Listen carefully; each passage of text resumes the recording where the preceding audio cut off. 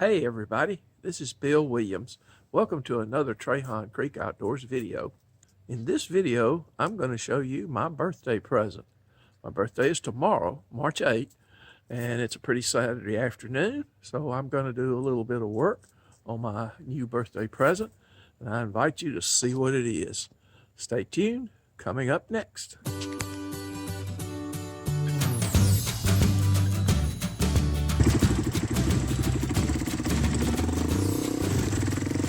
We are in early spring here in Mississippi, first week of March, and it's just really pretty. Things are beginning to bud out, giving me a little trouble with my allergy. You guys haven't had a video from me in a long time, so I'll try to catch you up to date soon on what's been going on, but it's been heavy work in my business. I've started an online sales business. Well, not really started, just expanded it. And so that's been keeping me also busy with all my other projects, including my homestead work. And so what I have here is a present to help me here on my homestead. If you will look to see, you will find that I have a Yamaha 250 Timberwolf sitting here more or less up under the skinning rack. And this particular unit is not running at the moment. Got some electrical related issues, possibly also a bad starter, maybe just a starter burnout causing the electrical lack of continuity and getting spark to the engine and all that type of stuff. Got to get this one back running, but I need transportation here on the property. So I had an opportunity to find a nice older model that runs for very little money. That's the big thing, very little money. And so we're gonna pull the tarp off and let you take a look. What we have here is a very bad looking but decently running older 1985 Yamaha 200cc Moto 4. This was the original four-wheeler that Yamaha started out with. The first design, first year of a four-wheeler. Everything prior to that was three-wheelers. But as I say, it still runs, and so I'm going to get it in top shape mechanically, and we'll work on the appearance stuff, which is incidental. As you can tell by the other one, I've already learned how to do camo painting and so forth, and taking these plastics down and repainting them and so forth. And these have been so beat up, I may do them again too. But anyway, it's just a woods machine just to get me around here on my property. So I'm going to be doing some mechanical tune-up in these upcoming videos. I'll take you step by step, item by item, as I upgrade, overhaul, restore this particular bike to a better condition. Let's get started on it with some basic stuff. We'll see how much we get done this afternoon. We're going to start off by giving this thing a good clean up. And as I said, do some basic maintenance. So we need to crank her up, which gas tank lever goes down on this one. We do have gas in it. This was something that was in there when I bought it last week, got it home Thursday, and really haven't done anything but take one little quick spin with it and park it here till then, because I've been working, hadn't had any chance to do anything else. So let's go to run here on the controls, on here, and check for neutral. The neutral light isn't working, but it is in neutral. It's all the way down. And so that's where neutral is on this particular bike. We'll give it one little goose there. Our choke lever's here, goes up in the up position. And our start button is here. 15 seconds later, I have it now cranked. As you can hear, it's running. Just need to give it a little throttle while I was tapping on the button.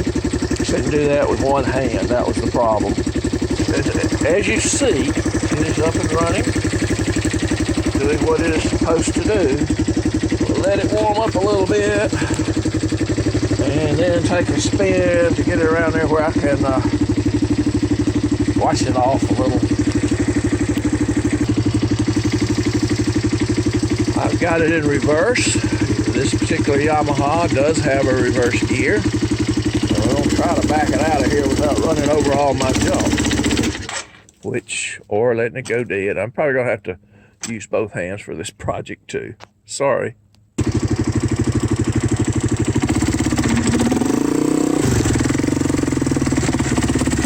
All right, we're rolling.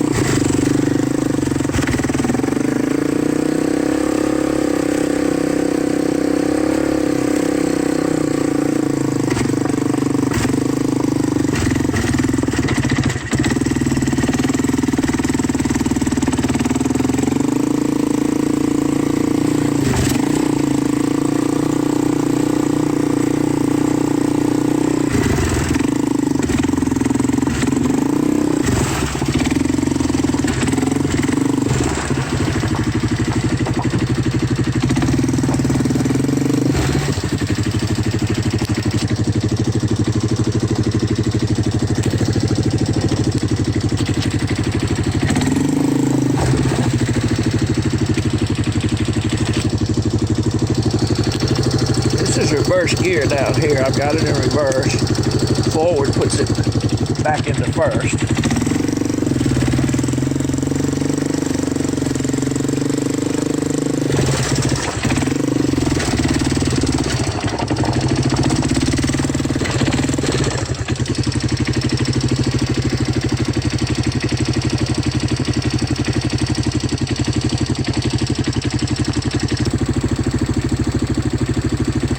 Okay, here we are in the front, ready to roll here with some cleanup work. Let's turn her off. Take a first look all the way around at this jewel. As you will see, there's a lot of appearance situations and some other things that we want to do. It does have a back rack, but it came standard with a little bitty factory front rack, I think, made out of plastic that went right in there that wasn't worth a flip and is obviously broken off over time. I'm accustomed to having a real front rack up here, and so we'll probably get one, a cage or some kind of little box rack or something to go up there. Don't know what just yet. But anyway, rubber on the tires isn't terrible, but there is some cracking. It's not wonderful either. So definitely some age there. I will probably run these a little while and just see how they hold up, but I anticipate having to replace them with some good new rubber. Almost guaranteed to need to do that at some point in time, just a matter of when. As you will notice, the original plastic was this color blue. That's factory color there, but it's just all faded and gotten peeled and chipped off over time.